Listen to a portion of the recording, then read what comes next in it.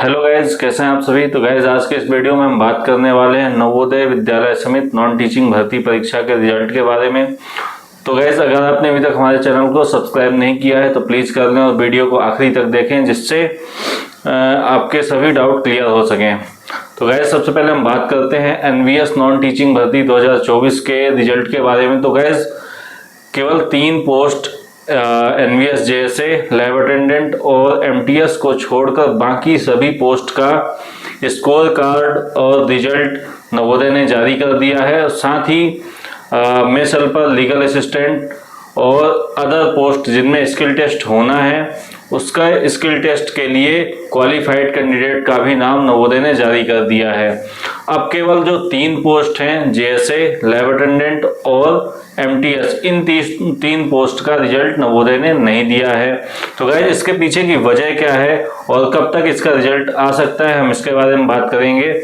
तो गाइस सबसे पहले हम बात करते हैं एनवीएस, जेएसए और लैब अटेंडेंट का रिजल्ट अभी तक क्यों नहीं आया है।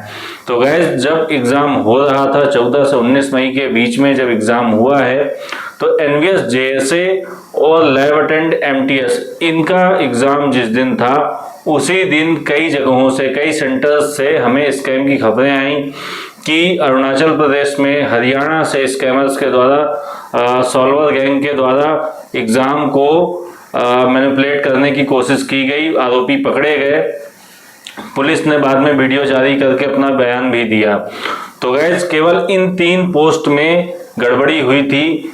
तो गैस इसी की वजह से इसका रिजल्ट अभी तक जारी नहीं हो पाया है। ठीक, इसके अलावा जितनी पोस्ट का एग्जाम हुआ था उनका नवोदय ने रिजल्ट दे दिया है, स्कोर कार्ड दे दिया है और स्किल टेस्ट के लिए क्वालिफाइड कैंडिडेट्स का भी नाम उन्होंने दे दिया है। तो गाइस अब इसका रिजल्ट कब तक आएगा या फिर री एग्जाम होगा, इसके बारे में क्या पॉसिबिलिटी है। तो गाइस सबसे पहले हम बात करते हैं कि जो नवोदय नॉन टीचिंग भर्ती का एग्जाम है वो सीबीएसई ने लिया है और सीबीएसई का आज तक का रिकॉर्ड रहा है कि उसने कभी भी री एग्जाम नहीं लिया। इसके पहले ईएमआरएस का भी एग्जाम सीबीएसई ने कराया था, ऑफलाइन मोड पर ही एग्जाम हुआ था, बट उसमें भी सीबीएसई के द्वारा लापरवाही की खबरें आई थी, उसमें भी स्कैम की खबरें आई थी। लेकिन इसके बाद सीबीएसई द्वारा ईएमआरएस के नॉन टीचिंग भर्ती परीक्षा का रिजल्ट दे दिया गया। ना ही उस पर कोई री एग्जाम हुआ, ना ही कोई केस बना। पर जहां तक नवोदय के एग्जाम की बात है तो इसमें आरोपी पकड़े गए हैं। ठीक, स्कैम हुआ है, आरोपी पकड़े भी गए हैं।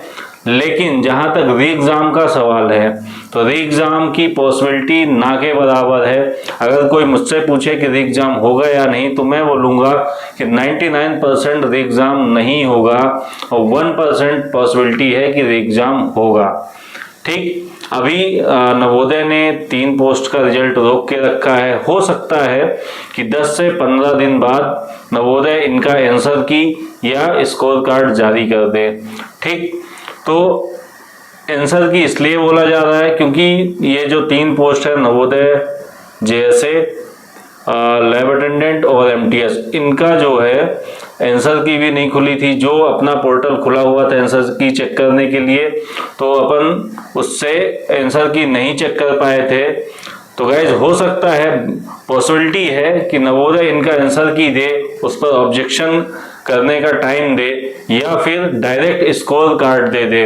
और स्कोर कार्ड अगर देता है तो जितनी भी पोस्ट हैं उसमें से 5 गुना कैंडिडेट्स को स्किल टेस्ट के लिए बुलाया जाएगा और स्किल टेस्ट के बाद 3 गुना कैंडिडेट को फाइनल मेरिट लिस्ट के लिए सिलेक्ट किया जाएगा।